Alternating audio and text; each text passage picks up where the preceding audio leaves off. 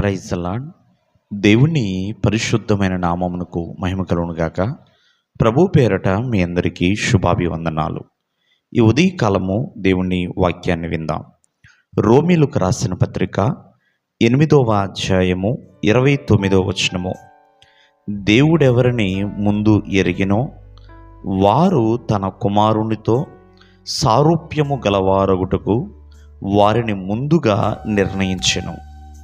ప్రియమైన వాళ్ళారా, మరి తన కుమారునితో సారూప్యము అంటే క్రీస్తు సారూప్యము గలవారగుటకు దేవుడు వారిని నిర్ణయించాడు.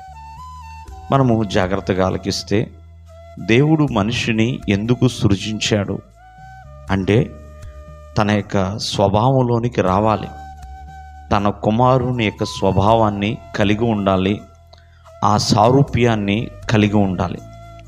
చూడండి, క్రీస్తు సారూప్యమును సాధించిన వారు భక్తుడైన పౌలు. ఆయన క్రీస్తు కోసమే బ్రతికాడండి. బ్రతుకుటి క్రీస్తే చావైనా లాభమే అని ప్రభు కొరకు ప్రాణాలు అర్పించిన వ్యక్తి. కావున ఈ లోకంలో ప్రతి ఒక్కరూ కూడా క్రీస్తు స్వారూప్యాన్ని సాధించేవారిగా ఉండాలి. అంటే క్రీస్తు స్వభావం కలిగి ఉంటే ఆ సారూప్యము పొందుకోగలుగుతాం. అలాగే భక్తుడైన స్టెఫను కూడా క్రీస్తు స్వారూప్యాన్ని కలిగి ఉన్నవారే. వారు కూడా ప్రభు కొరకు ప్రాణమును అర్పించిన వారే. ఈ దినమందు ఒకసారి ఆలోచించండి. అంటే ప్రాణము అర్పిస్తేనే క్రీస్తు స్వారూప్యాన్ని సాధిస్తామంటే లేదండి. వారిని దేవుడు హతసాక్షులుగా నియమించుకున్నాడు. కాబట్టి ప్రతి ఒక్కరిని దేవుడు ఎప్పుడు కూడా హతసాక్షులుగా నియమించడండి.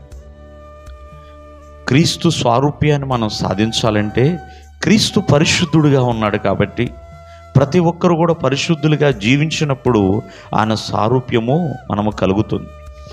క్రీస్తు ఎటువంటి తప్పిదము చేయలేదు, నిర్దోషిగా ఉన్నాడు. కావున మరి నిర్దోషత్వాన్ని కలిగి జీవించినప్పుడు క్రీస్తు స్వారూప్యాన్ని సాధించగలుగుతాం. క్రీస్తు తన తండ్రి చిత్తాన్ని చేయువాడిగా ఉన్నాడు. కాబట్టి మనము కూడా దేవుని చిత్తాన్ని చేసినప్పుడంట క్రీస్తు స్వారూప్యాన్ని సాధించగలుగుతాం. కావున ఈరోజున ఆలోచించండి, దేవుని కుమారులుగా మనము జీవించాలి. ఆ క్రీస్తు స్వారూప్యాన్ని కలిగిన కుమారులుగా ఉండాలనే ప్రభువు కోరుకుంటున్నాడు. అలా ఉండాలనే ఆ నజరేయుడైన యేసుక్రీస్తు వారిని మన కొరకు ఈ లోకానికి పంపించాడు. ఆయన చేసిన విలువైన ఆ యాగము ప్రతి మానవులని కూడా రక్షణలోనికి నడిపిస్తుంది, విమోచనలోనికి నడిపిస్తుంది. అంతేకాదు ప్రియమైన వాళ్ళారా, క్రీస్తు స్వారూప్యములోనికి కూడా నడిపిస్తుంది. దేవుడు మిమ్మల్ని ఆశీర్వదించును గాక. ఆమేన్.